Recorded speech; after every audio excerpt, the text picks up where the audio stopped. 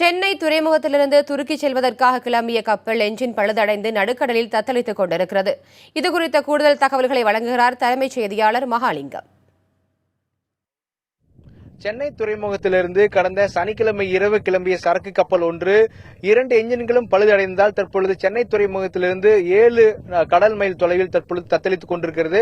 நாம் பேசிக் கொண்டிருக்கும் பகுதி சென்னை துறைமுகத்தினுடைய கடல் பகுதியில்.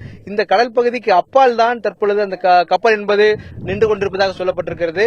இந்த கப்பல் எந்த இடத்தில் சரியாக இருக்கிறது என்ற ஒரு தகவல் அதிகாரிகள் கொடுத்தார்கள். ஆனால் அங்கு சென்று பார்க்கும் பொழுது அந்த கப்பல் அந்த பகுதியில் இல்லை என்று தெரிய வந்திருக்கிறது.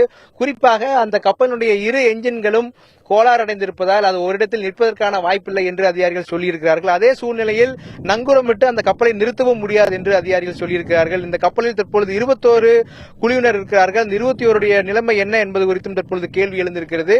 இந்திய கடலோர பாதுகாப்பு படை அவர்களுக்கான உதவிகளை செய்வதாக சொல்லியிருக்கிறார்கள். ஆனால் இதுவரைக்கும் எது மாதிரியான உதவிகள் செய்தார்கள் என்பது தெரியவில்லை. மேலும் அந்த கப்பலில் 20 டன் இரும்பு ராடுகள் இருப்பதாகவும் அதிகாரிகள் சொல்லியிருக்கிறார்கள். இங்கிருந்து நேரடியாக காக்கிநாடா துறைமுகத்திற்கு எடுத்துச் சென்று காக்கிநாடா துறைமுகத்தில் மேலும் 10 டன் பொருட்கள் ஏற்றிக்கொண்டு பிறகு துருக்கி செல்வதற்கான திட்டம் சொல்லப்பட்டிருந்தது இந்த கப்பலுக்கு.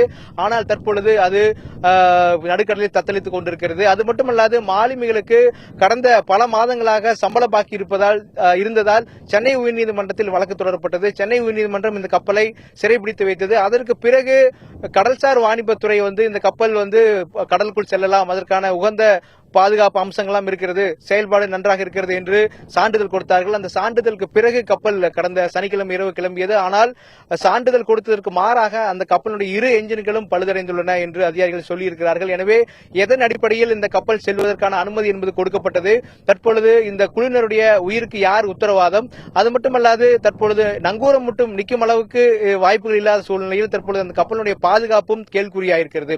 புதிய தலைமுறைக்காக ஒளிப்பதிவாளர் குழுவுடன் மகாலிங்கம் பொன்னுசாமி.